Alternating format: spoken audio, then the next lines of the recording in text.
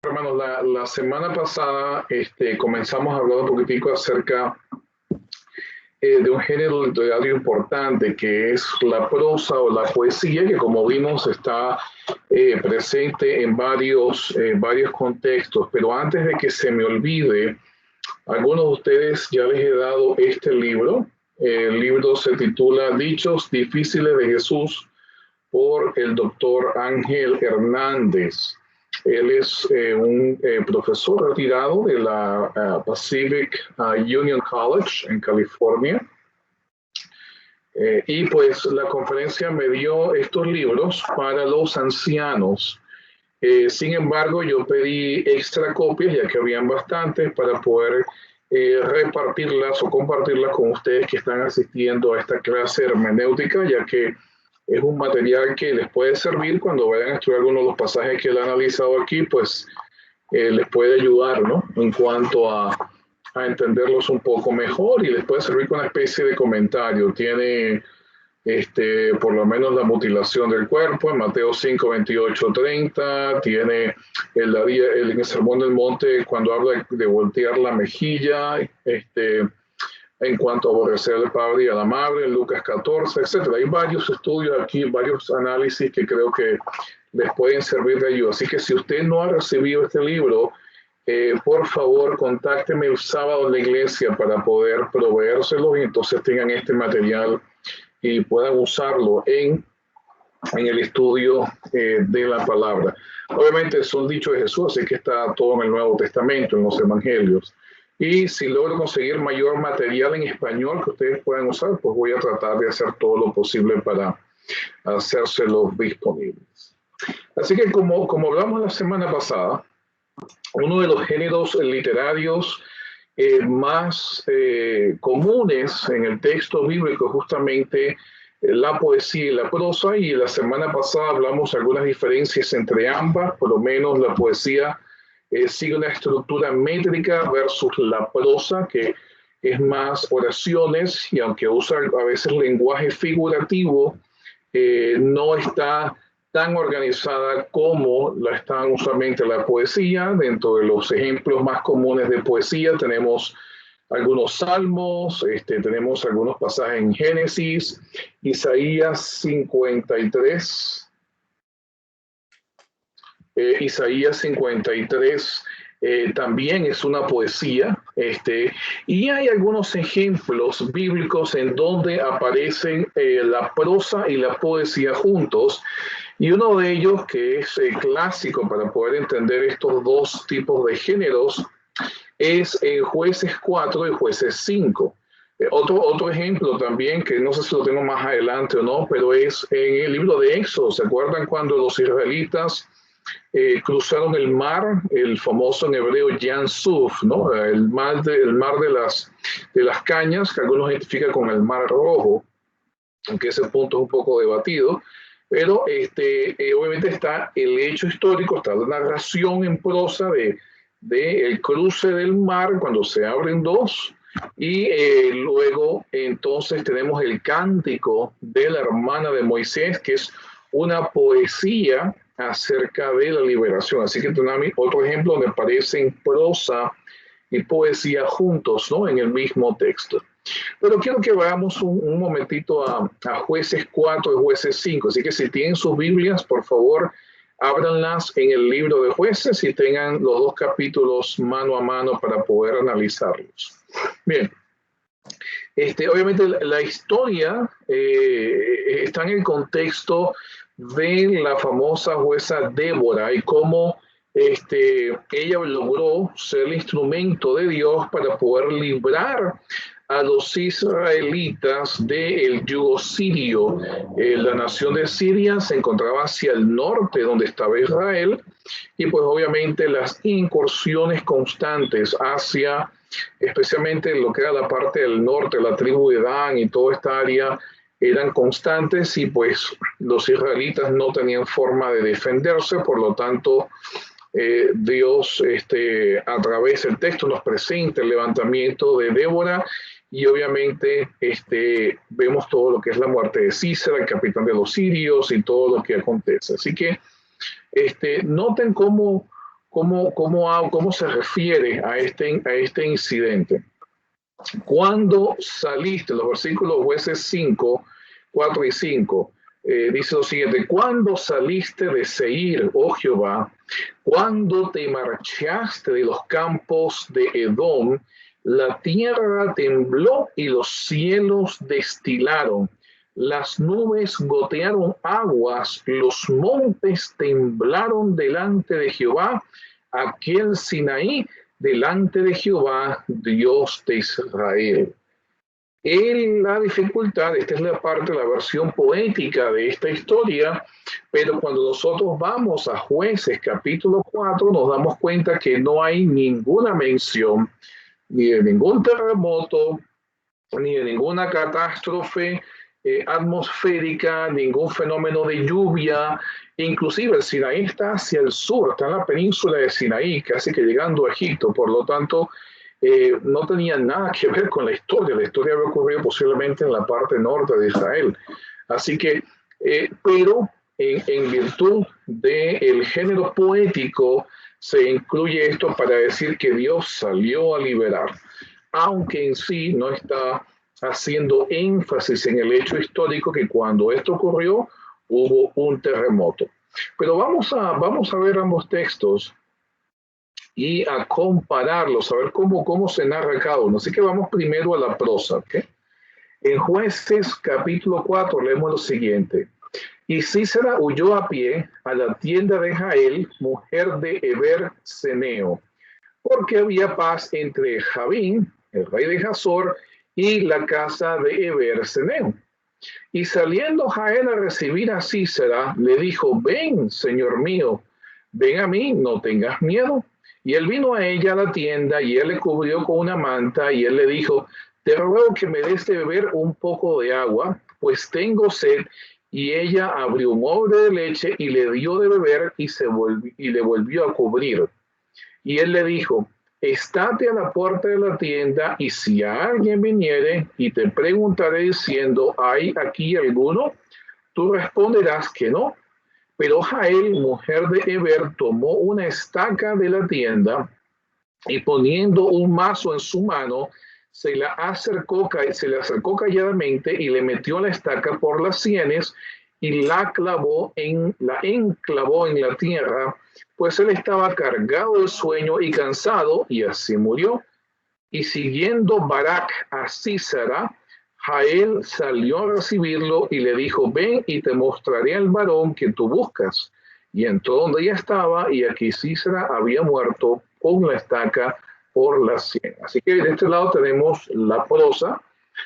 Obviamente en hebreo es mucho más evidente, pero ustedes pueden ver cómo va subsiguiendo una especie de flujo semipoético. Hay varios términos que se repiten: el diálogo, el uso de preguntas, la advertencia de Sísera, el uso de la estaca, las sienes. Todo eso son elementos que dan a entender que no es nada más una narración histórica, sino que es una narración histórica con cierto ritmo.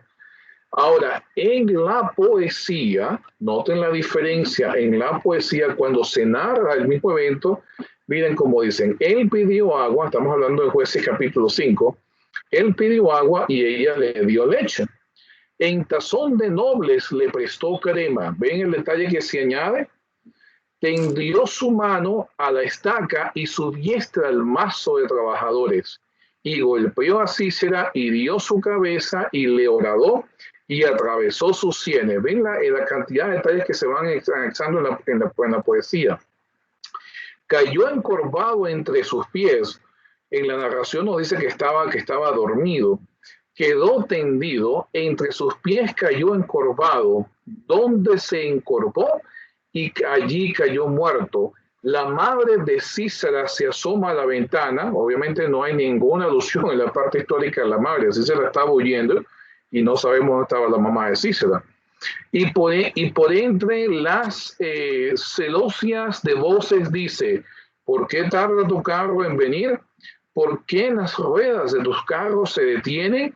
Las más avisadas de sus damas le respondían, y aun ella se respondía a sí misma: no han hallado botín y lo están repartiendo, cada uno, una doncella o dos las vestiduras de colores para Sísara, las vestiduras bordadas de colores, la ropa de color bordada de ambos lados para los jefes de los que tomaron botín. Noten este diálogo que ahora se inserta entre la mamá de Sísara y las doncellas supuestamente. Así que obviamente es para resaltar el asombro de que Sísara no había llegado ya con el botín victorioso, y por el contrario, lo que nosotros estamos viendo es que Sísara ha sido derrotado y obviamente no hay comunicación de eso en Siria. Así que ustedes pueden ver cómo obviamente en la poesía se incorporan ciertos elementos que, aunque no necesariamente son históricos, añaden un poco de drama a la narración del mismo evento. Por lo tanto, cuando nosotros estudiamos el género poético en Isaías y en otros libros, entonces tenemos que nosotros poder estar pendientes para poder determinar cuáles son los elementos elocuentes que están añadiendo, podemos decirle, sazón a la historia, y cuáles son los elementos factuales que en realidad nosotros podemos tomar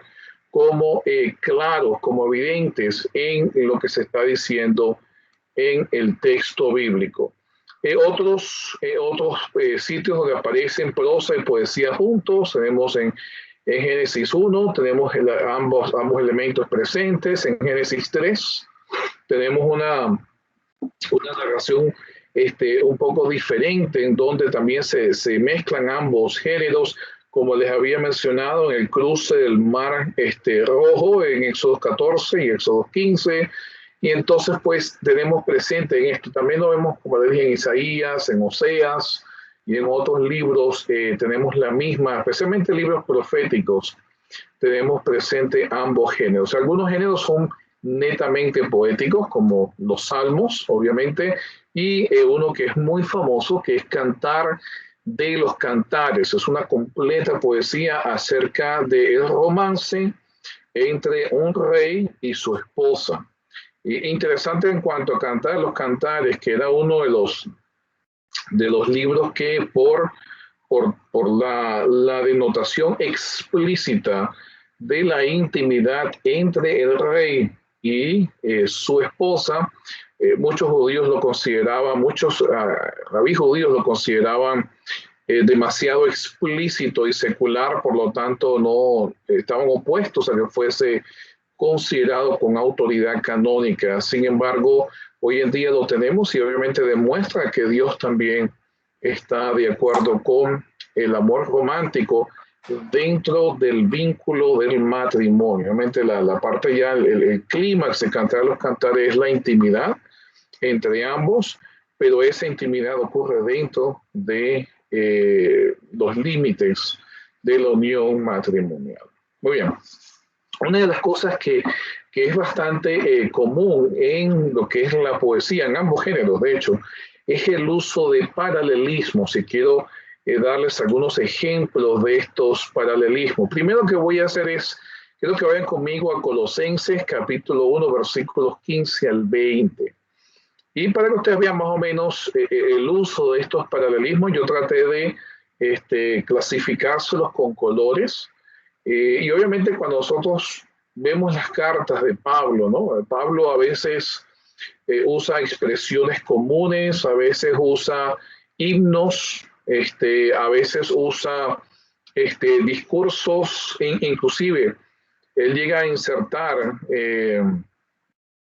bueno, es Judas quien llega a insertar inclusive una sección de uno de los libros apócrifos, la Ascensión de Moisés, la llega a insertar en el texto. Así que muchas de estas cartas tienen elementos que son originales de Pablo, pero también tienen, o de otros autores, pero también tienen elementos que son importados a estas cartas.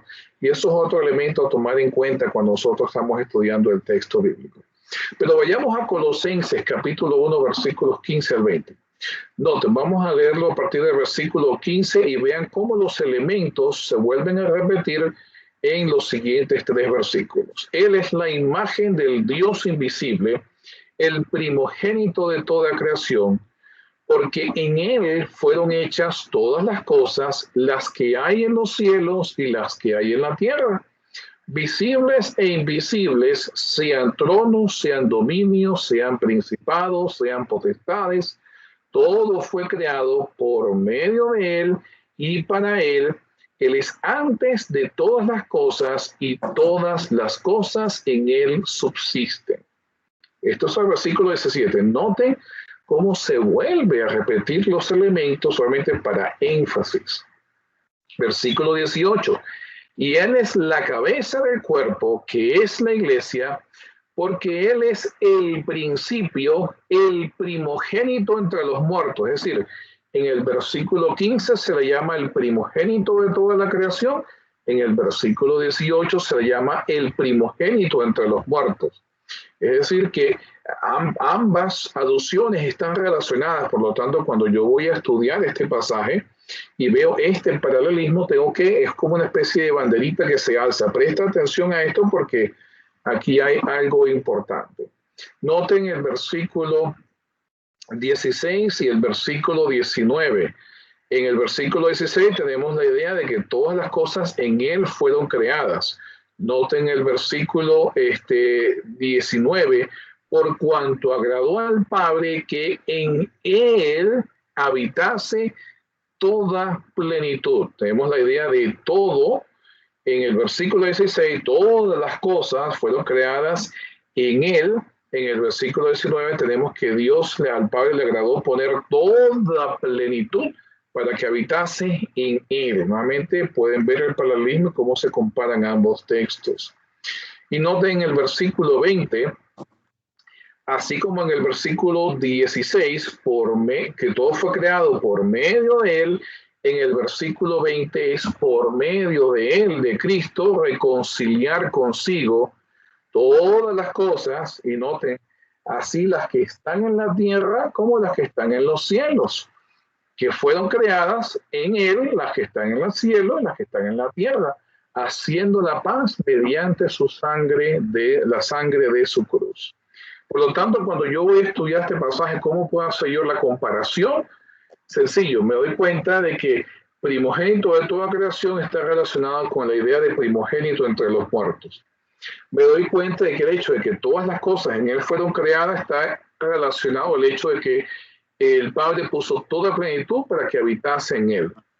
Y así como por medio de él todo fue creado, también por medio de él todo es reconciliado. Y obviamente esto incluye las mismas cosas que fueron creadas, las que están en los cielos y las que están en la tierra. Así que ustedes pueden ver cómo Pablo une la idea de reconciliación por medio de la cruz, por medio de Cristo, y creación a través de Cristo. Al final de cuentas, nosotros podemos quizás semiconcluir que el proceso de salvación en sí consiste en un proceso de recreación, o sea, imita los mismos elementos que nosotros observamos en el proceso de creación a través de Cristo, por medio de Cristo, incluye todo lo que está tanto en los cielos como en la tierra, y obviamente en ambas ocasiones quien toma el primer paso, quien va a la delantera, quien es el primero, así como un primogénito, el primero de una familia, quien lleva la batuta en ambas obras, tanto la creación como en la resurrección, es obviamente Cristo, porque Él es el primogénito en ambas ocasiones. Así que eso les ayuda a ustedes a poder entender cómo nosotros podemos aplicar estos conceptos. Así que hablemos de algunos de estos paralelismos que son bastante frecuentes en el texto bíblico. El primero es el paralelismo sinónimo. Déjenme definírselos. En este tipo de paralelismo, las distintas líneas expresan un pensamiento similar al anterior y puede fortalecer o desarrollar este pensamiento.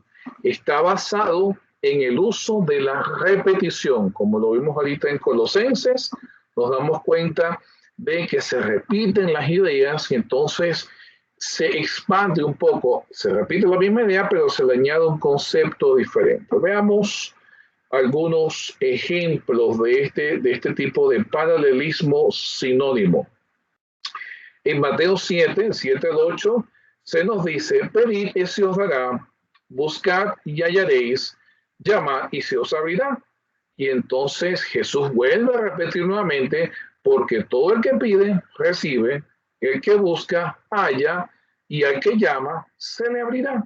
Es decir, hace énfasis en el hecho de que nosotros no recibimos, no obtenemos resultados, porque no tomamos iniciativa. Y para entonces hacer el punto bien claro, Jesús hace un doble énfasis. Lo dice primero y luego lo vuelve a repetir en una forma causativa. Es decir, porque todo, no importa, y el énfasis es en porque todo aquel, no importa quién tú seas, no importa de qué estrato venga, todo el que con fe se acerca tiene el mismo resultado. Pide y se le da, busca y halla, llama y se le abre. En Mateo 6, versículos 9 al 10, tenemos algo parecido, la famosa oración perfecta, ¿no? Noten que se hace y trata de dividir las secciones en los 3 puntos más importantes. Santificado sea tu nombre, venga tu reino y hágase tu voluntad. Son 3 diferentes acciones. Santificado sea tu nombre, venga tu reino, hágase tu voluntad. Y entonces el énfasis en estas 3 ideas radica en dónde se va a santificar el nombre de Dios, hacia dónde va a venir el reino de Dios y en dónde se va a hacer la voluntad de Dios. Y la respuesta es, como en el cielo, así como se santifica el nombre de Dios en el cielo, así como el cielo ya es el reino de Dios, cómo se gobierna, y así como se hace la voluntad de Dios en el cielo, entonces así también sea hecha en la tierra. Veamos a otro ejemplo de paralelismo sinónimo. ¿Okay? En Lucas 6, 27 al 28, tenemos un versículo que también en esta ocasión, la repetición o el contraste de las ideas me ayuda a mí a resaltar, me ayuda a mí a contestar la pregunta de la primera declaración que se hace. Así que Jesús comienza diciendo, amad a vuestros enemigos. Pero ¿cómo nosotros amamos a nuestros enemigos? ¿Cómo nosotros hacemos esto? Muy bien, en estas 3 ideas. Hacer el bien a los que aborrecen, obviamente aborrecen va en paralelismo con enemigos, mientras que hacer el bien va en paralelismo con la acción de amar. Bendecir a los que maldicen, maldice va en paralelismo con enemigos y bendecir va en paralelismo con la acción de amar. Y orar por los que os calumnian. Calumnian va en paralelismo con enemigos, mientras que orar va en paralelismo con amar. Así que, ¿cómo nosotros podemos amar a nuestros enemigos? Haciendo bien, bendiciendo y orando. ¿Y quiénes son nuestros enemigos? Los que nos aborrecen, los que nos maldicen y los que nos calumnian. ¿Se dan cuenta cómo uno puede usar el análisis del género literario que está presente en el texto para entonces poder llegar a una conclusión más certera en cuanto al significado del texto mismo, que es lo que el autor quería presentarnos? Vayamos a otro tipo de paralelismo. Este es un poco diferente al que habíamos visto antes, el paralelismo antitético. Esta forma de poesía, en esta forma de poesía, la segunda línea, noten la diferencia, la segunda línea contrasta con la primera. Es decir, la primera línea presenta una idea y la segunda línea la va a contrastar, en algunos casos inclusive a contradecir.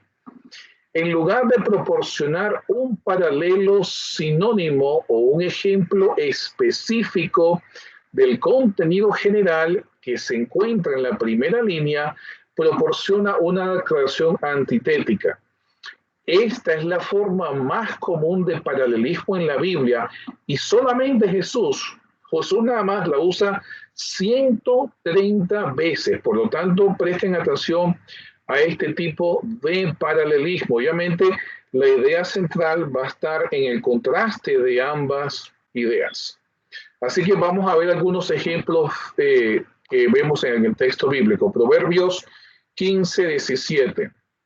Noten, mejor es la comida de legumbres donde hay amor que de buey engordado donde hay odio. Obviamente, cuando da la palabra legumbres es la misma que usa en el capítulo 1, se está refiriendo a semillas, ¿okay? No, está refiriendo a la materia prima que se usa para hacer quizás harinas o panes, cosas así, ¿no? Así que está la semilla en su forma más natural y que obviamente nadie se comería eso porque lo consideran como que no era suficiente alimento. Tiene que procesar la semilla para poder sacar algún tipo de harina y hacer algún pan o hacer algún tipo de alimento. Pero en este caso, obviamente, es preferible estar en un sitio donde te aman y te aprecian comiendo legumbres que en un sitio donde te odian pero dándote buena comida. O sea, lo más importante es cómo te aprecian, no tanto la abundancia de comodidades. En este caso, es la comida lo que quiere ser un tipo de comodidad. Proverbios 10:1. El hijo sabio alegra al padre, pero el hijo necio es tristeza de su madre. Obviamente hace un contraste entre ambas ideas. ¿Cuál es el resultado de que un padre tenga un hijo sabio y cuál es el resultado de que un padre o una madre, en este caso se usan padre en uno y madre en otro, no porque hay un efecto diferente en ambos, sino porque obviamente son podemos decir la pareja paternal, los padres del hijo, y que lo que haga el hijo va a afectar a ambos en igual medida. Según el proverbio. Así que por lo menos, obviamente, el hijo sabio alegra al padre y a la madre, pero el hijo necio trae tristeza a ambos también. Jesús lo usa en Lucas 16, cuando dice la idea, el que es fiel en lo muy poco, también lo es en lo más, también es fiel en lo más. Y el que en lo muy poco es injusto, también en lo más es injusto. Es decir, para las ideas paralelas, ¿no? O sea, en las ideas antitéticas, que una persona puede estar en una situación donde se le requiere, no hay tanta fidelidad, no hay un requerimiento tan profundo de ser fiel, versus, ¿no?, el otro extremo, que es un momento donde definitivamente está requerido ser fiel. Es decir, un momento donde te dicen, o tú aceptas, o si tú no niegas a Cristo, entonces vas a ser ejecutado por muerte de cruz, como le ocurrió a Pedro, versus un momento menos extremo, como cuando Pedro obviamente negó a Cristo 3 veces, lo que estaba en el patio de afuera y no estaba corriendo ningún tipo de peligro, pero por vergüenza, entonces él decidió negar a Cristo. Según este dicho de Jesús, el que es fiel en lo poco, en el momento de mayor exigencia también lo va a hacer, pero el que es fiel el que es injusto en lo poco, también en el momento máximo lo va a hacer. Es una especie de reversión, es decir, tú me dices a mí que puedes ser justo en los momentos difíciles, que tú das tu vida por Cristo, que tú eres honesto en los momentos más cruciales. Bueno, si en el momento más sencillo no lo puedes ser, en el momento más determinante tampoco lo vas a hacer. No vas a ser consistente. La idea principal aquí es la consistencia. Mateo 10, versículos 32 y 33, también tenemos otro ejemplo de este tipo de paralelismo. A cualquiera pues que me confiese delante de los hombres, yo también le confesaré delante de mi Padre que está en los cielos. Ahora, la idea paralela a esta es, y cualquiera que me niegue delante de los hombres, yo también lo negaré delante de mi Padre que está en los cielos. Así que el énfasis está en la idea, obviamente, de confesar o negar, y ambas están, esta está enmarcada con una especie de paréntesis en las dos posibilidades. O usted confiesa a Cristo o usted niega a Cristo. Y Jesús tiene la misma opción. Él puede confesarlo a usted o negarlo a usted. Por lo tanto, presenta ideas que son contrastantes y en esto consiste este tipo de paralelismo. Pero también tenemos un paralelismo que es el paralelismo climático, ¿no? No tiene nada que ver con el clima, tiene que ver con un desenlace final. En esta forma de paralelismo, la segunda línea retoma el pensamiento en la primera línea. Sin embargo, en lugar de repetir ese pensamiento o dar un ejemplo como sinónimo de paralelismo, avanza el pensamiento un paso adicional. Como resultado, aunque los dos pensamientos están relacionados, el segundo eleva al primero a un nivel superior y lo lleva a una especie de clímax, una especie de resolución, de desenlace. Vamos a ver algunos ejemplos de este tipo de paralelismo. Mateo 10:40 nos dice lo siguiente Jesús: al que vosotros reciben, a mí me recibe, y el que me recibe a mí, recibe al que me envió. Es decir, comienza por algo sencillo. Cuando usted como discípulo de Jesús va a hablar acerca de Cristo a otra persona y alguien lo recibe a usted, que es un discípulo, un ser humano normal y corriente, entonces Jesús le dice, por recibirte a ti, me recibió a mí. Y por recibirme a mí, entonces por consecuencia, está recibiendo directamente la presencia de Dios en su hogar o en el sitio donde está ocurriendo la interacción. Así que comienza con algo sencillo y termina con un desenlace climático. Estás recibiendo al Dios del universo, aunque quien está presente es un ser humano. Mateo 5:17, el famoso Sermón del Monte, nos dice, no penséis que he venido para abrogar la ley o los profetas, y ahora viene el clímax, ¿no? El desenlace. No he venido para abrogar, sino para cumplir. Es decir, ustedes podrían pensado que quizás yo estaba eliminando todo lo que se había dicho antes, la ley, todos los escritos de los profetas, pero por el contrario, yo más bien vine fue a cumplir cada uno de ellos. Obviamente aquí Mateo especialmente está haciendo en énfasis en el hecho de que Jesús cumple las profecías en cuanto al Mesías. Él llena ese rol de Mesías que está profetizado en el Antiguo Testamento. Jesús es quien lo llega a cumplir. Así que vemos nuevamente un desenlace climático, un desenlace fenomenal en cada uno de estos pensamientos, y en este tipo de paralelismo la idea central se encuentra obviamente en el desenlace final que se presenta en el texto. Pero hay otro paralelismo que también es bastante común, que es el paralelismo quiástico. Yo sé que estos términos quizás parecen un poquito complicados, pero me dio una idea, creo que fue Sandra Elizondo, me dio una idea fenomenal, y es que yo estos PowerPoint los voy a hacer disponibles para ustedes, para que ustedes puedan verlos, ¿no? Y puedan también repasarlos y usarlos para su estudio. Así que los voy a transformar en documentos PDF para que ustedes puedan tener acceso y los puedan hojear y los puedan leer junto con los videos y otros materiales cuando estén estudiando algún tipo de texto bíblico. Ahora, este paralelismo quiástico quizás lo podemos visualizar mejor como una especie de pirámide invertida, donde hay dos extremos. En la parte superior tiene un extremo A y un extremo A del otro lado, luego un extremo B del otro lado, y entonces la idea central está en el pico invertido de la pirámide, que sería el punto número C. Ya se los voy a ilustrar con textos bíblicos. Noten la definición que les he provisto. Implica una estructura particular llamada quiasmo.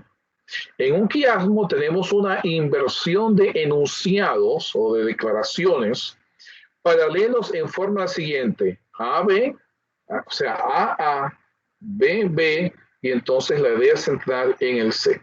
El primer enunciado consta de dos partes, A y B. La segunda también consta de dos partes, pero está en orden inverso. Y obviamente el punto central es el que va a estar al final de esto. Piensen por lo menos en el libro, en el libro de Daniel. El libro de Daniel está hecho como una especie de quiasmo completo.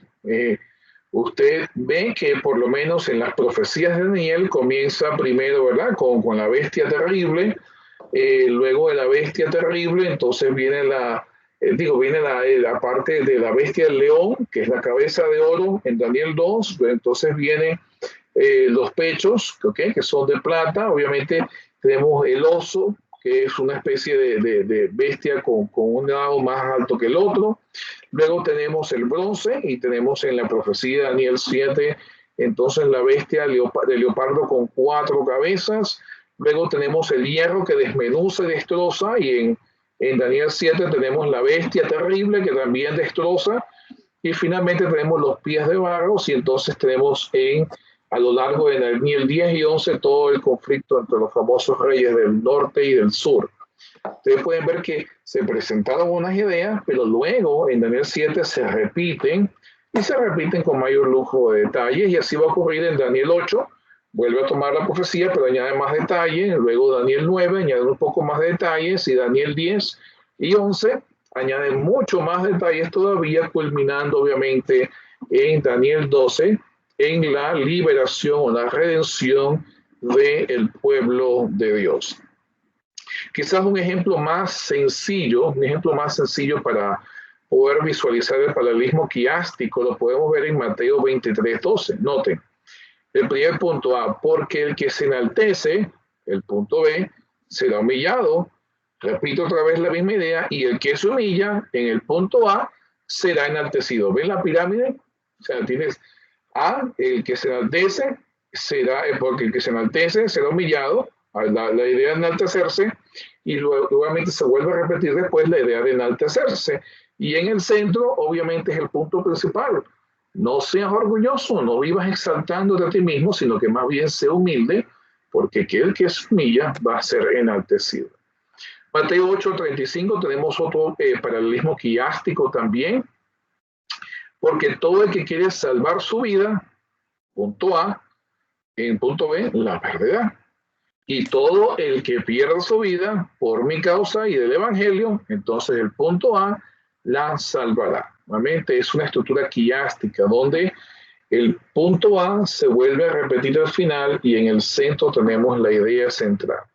Hay muchos ejemplos de esta estructura quiástica, y cuando usted la logra identificar, le ayuda mucho a entender el texto, porque es una forma de facilitar del autor, poder facilitarle a uno, al lector, cuál es la idea central y cuáles son las ideas circuncidantes a la idea central. Es decir, cuáles son las ideas que complementan la idea central y cuál es el punto principal en cada una de estas estructuras. Así que eso les puede ayudar. Estén pendientes cuando estén estudiando esos textos a ver si identifican algún tipo de estructura o paralelismo quiástico.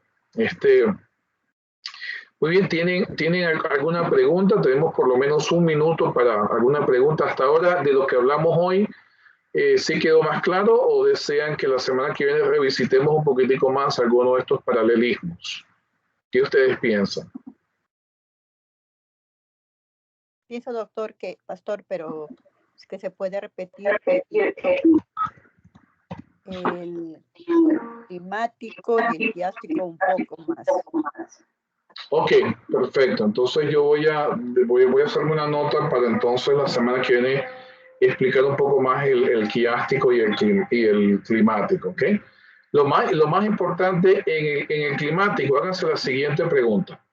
¿Cuál es el desenlace del paralelismo? ¿Cuál es el resultado final?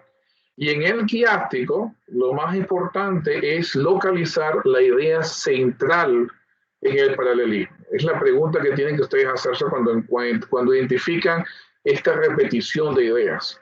¿Cuál es la idea? ¿Cuál es el punto central? Es decir, si el punto A se repite 2 versículos más adelante, el punto B se repite otra vez, entonces ¿cuál es el punto que no se repite o el punto central de la estructura? Es como una pirámide invertida, ¿hacia dónde me está llevando? Y en el caso del climático, pues ¿cuál es el desenlace final? Pero la semana que viene voy a expandir un poquitico más en estos dos antes de pasar al siguiente género literario. A ver si eso puede aclarar algunas dudas. ¿Hay alguna otra pregunta que yo pueda responderles?